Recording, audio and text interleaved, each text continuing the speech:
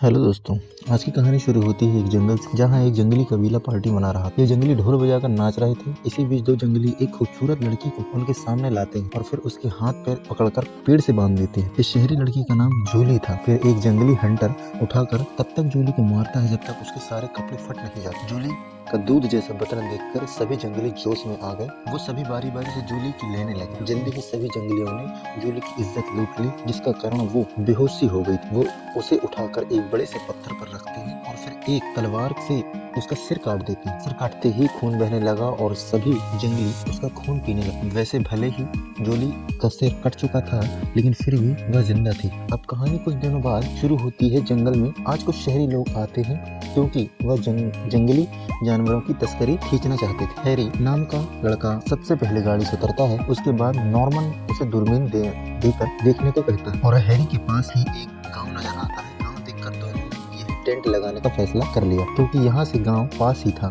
और जरूरत पड़ने पर गांव की मदद भी ले सकते। इन दोनों लड़कों के साथ 3 लड़कियां भी थी। मिया नाम की लड़की के सिर पर कपड़ा बंधा हुआ, जबकि ज्ञाना के सिर पर टोपी थी। दोनों लड़के टेंट लगाने की तैयारी कर रहे और दोनों लड़कियां भी उनकी पूरी मदद कर रही। तीसरी लड़की का नाम दिव्या और वह किसी भी मदद नहीं कर रही। उसे पास ही एक नदी नजर आती है, जिसके बाद वो एक चेयर उठाकर नदी के पास बैठ जाती है। नॉर्मन की नजर जैसे ही उस पर पड़ती है तो वह उसके पास आकर उसे काम करने को कहती है। दिव्या कहती है कि तुम चारों लोग मेरे बाप के लिए काम करते हो और उसकी मैगजीन के लिए तस्वीरें खींचने यहाँ आए हो। तुम लोगों का पूरा खर्च मेरा बाप उठा रहा, इसलिए मैं कोई काम नहीं करूंगी। उसकी बात सुनकर नॉर्मन कुछ नहीं बोलता और फिर से काम पर ले जाता है। इसी बीच एक बंदा उनकी तरफ आ रहा था और लिविया उसे दूर से ही देख लेती। वह जल्दी जल्दी अपनी टीम को बुलाकर उन्हें नया बंदा दिखाती है। इस नए बंदे का नाम सीरा था और वह पास के ही गाँव में। वह सभी के पास आकर पहले उन्हें अपना नाम कहता है और फिर कहता है कि मैं तुम्हारी गाड़ियां देखकर आया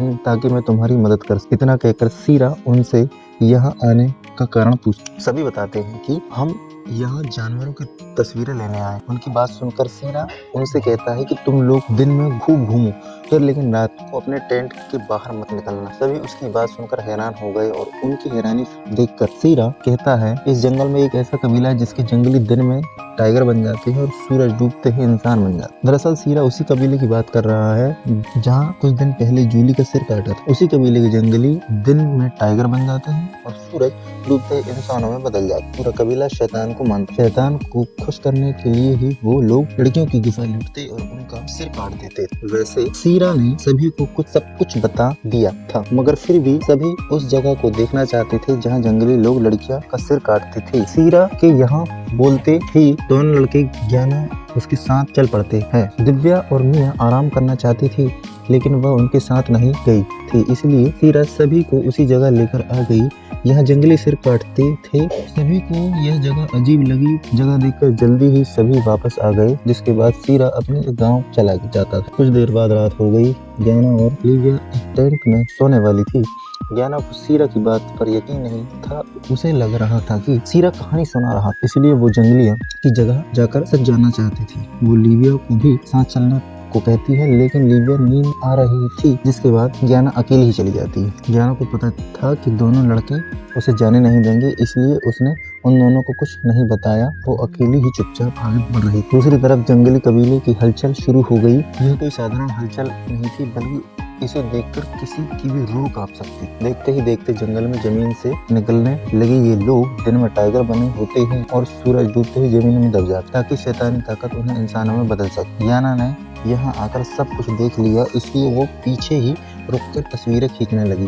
तस्वीरें खींचकर वो जैसे ही जाने लगी तो उसके सामने झूली आ जाती है। ज्ञाना को जंगलियों ने भी घेर लिया, इसलिए वह कहीं भाग नहीं सकती थी। वैसे जंगलियों ने जूली का सिर काट दिया था, लेकिन उन्होंने अपनी शैतानी ताकतों से उसे जिंदा होकर जूली पूरी तरह बदल गई और अब वो कबीले का हिस्सा बन गई। ये लोग ज्ञाना को भी पकड़कर एक पेड़ से बांध देते हैं। बाद में जूली को तब तक हंटर मारती है जब उसके सारे कपड़े फट नहीं। ज्ञाना का पूरा बदन देखकर सभी जंगली गर्म हो गए। उसके बाद वह बारी बारी से उसकी गुफा लूटने लगे। इसके बाद वो ज्ञाना को भी पत्थर पर लिटा देते हैं और जूली उसका सिर काट देती है। सिर कटते ही खून बहने लगा और सभी जंगली खून पीने लगे और उनकी शैतानी ताकतें ज्ञाना को भी जिंदा कर देती है। अगले दिन सुबह जब लिविया जागती है तो ज्ञाना उत्तर पर ना देख कर हैरान वह बाहर आकर सभी से ज्ञाना के बारे में पूछती है। ज्ञाना सिर्फ लिविया को बता कर गई थी, इसलिए किसी को भी उसके बारे में नहीं पता। लिविया सबको बता देती है कि वह रात कबीले की जगह देखने गई थी। इसी बीच सीरा भी उनके पास आ जाता है और उसे भी ज्ञाना के बारे में पता चल जाता है। वो दोनों लड़कों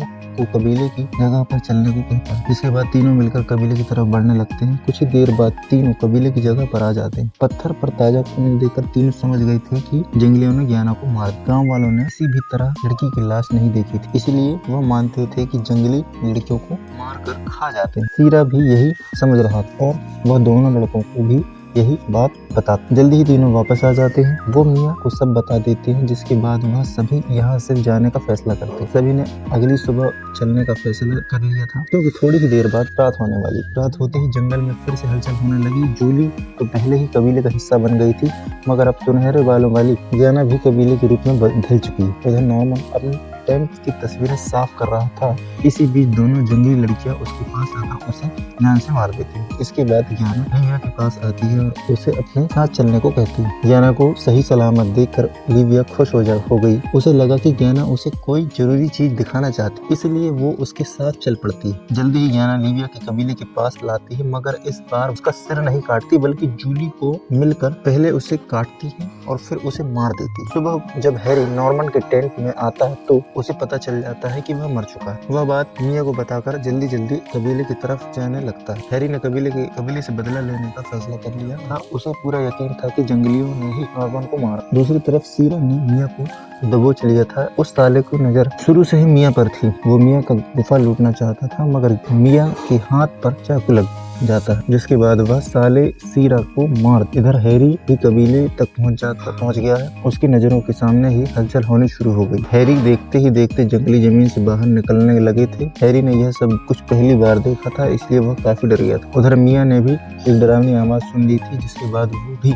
एक तरफ दौड़ने लगा था। रास्ते में उसे ज्ञाना नजर आती है। उसे देखकर पहले तो वो खुश होती है, लेकिन जब ज्ञाना उसे अपना असली रूप दिखाती है तो उसके तोते उड़ जाते हैं और डर कर फिर से भागने लगे और दोनों जंगली लड़कियां उसके पीछे लग जाती है। मिया लगातार भाग रही थी, मगर वह ज्यादा देर भाग नहीं पाती और दोनों जंगली लड़कियां उसे पकड़ काटती, जिसके बाद मिया बेहोश हो जाती है। उधर हैरी जंगलियों पर गोलियां चलाने लगता है। इसी बीच एक जंगली उसे पीछे से पकड़ लेता है। जल्दी ही मिया को उसी जगह लाया जाता है जहाँ पर लड़कियों का सिर काट जाता। दोनों लड़कियां उसका सिर काटने वाली थी। मिया की जान खतरे में देखकर हैरी खुद को आजाद करवाता है और जंगलियों को पीट कर मिया को उठाता और फिर आग से कारतूस फेंक देता है। आग में कारतूस फटने लगे थे, जिस कारण कई जंगली मारे गए और कई डर कर छुप गए। दोनों जंगली लड़कियों कारतूस के कारण मारी जाती है। हैरी मौका देखकर मिया अपनी गाड़ी के पास ले आया था। मिया की हालत खराब थी कि उसे जंगली लड़कियों ने काटा। दोनों के पीछे कुछ जंगली भी लगे हुए थे, जो किसी तरह कारतूस से बच गए थे। जंगलियों को देखकर हैरी